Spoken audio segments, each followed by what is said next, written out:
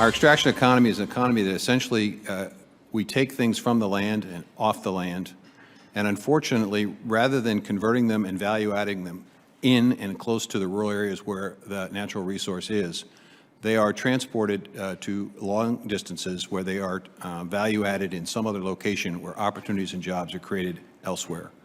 I think it's going to be important for us as we look forward to try to develop what is called a circular economy, in which the wealth is created and stays in rural areas.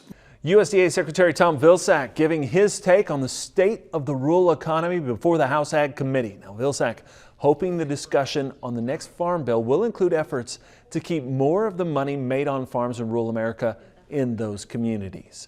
Good morning, I'm Clinton Griffiths. The Secretary in his speech acknowledging farm income is up along with record ag exports.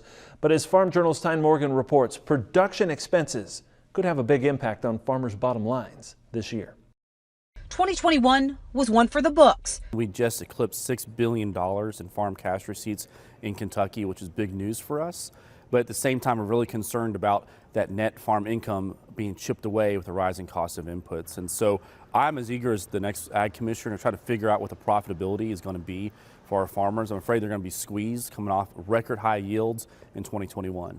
USDA's latest look at net cash farm income for 2021 points to a nearly 15% jump from the year prior. Right now, going into the year, we see balance sheets in, candidly, a very good position. We see working capital maybe better than we've seen it in a long time. And so right now, when one thinks about net farm income and what's driving net farm income, we got pretty good cash prices for the crops you just harvested. But USDA already acknowledging high production expenses are expected to partially offset those higher cash receipts for 2021, with costs on the rise for 2022. I signaled this to the secretary, hey, this is something we want to watch several months ago, gave him a briefing, did a briefing where we walked through a sample Central Illinois corn and soybean budget just to go line by line and kind of illustrate what's going on for producers.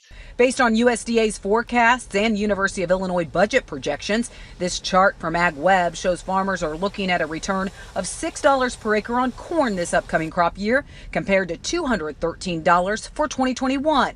And soybean projections are already in the red. The financial squeeze is something ag lenders like Alan Hoskins are already starting to see for 2022. We've seen break evens. If you look at bushels per acre, we've seen some at 170, 200 bushel per acre on corn. If you want to just look at seed, fertilizer, and chemical, and I'm not saying this is the norm, but I'm saying we've seen numbers of 700 or 700 plus so far. So it's definitely something different than I've ever seen in my career. That's as input prices could cause the net farm income picture for this upcoming crop year to erode.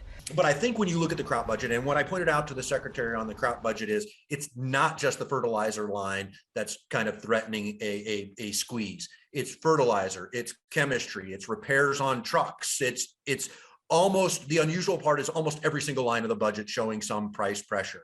Higher costs are pinching producers of both crops and livestock right now. We're very concerned going into the 2022 crop year about inflation, the rising cost of inputs, and also sourcing inputs. Even it's not just the price, but making sure you can actually find it and get it into your farm shop and prepare for 2022. Some optimistic news, of course, is trade. That's propping up prices, but we're a livestock state as well, and so we're concerned about the rising cost of feed. And of course, all the other logistics that farmers have to go through planning out a crop year. Reporting for Ag Day, I'm Tyne Morgan.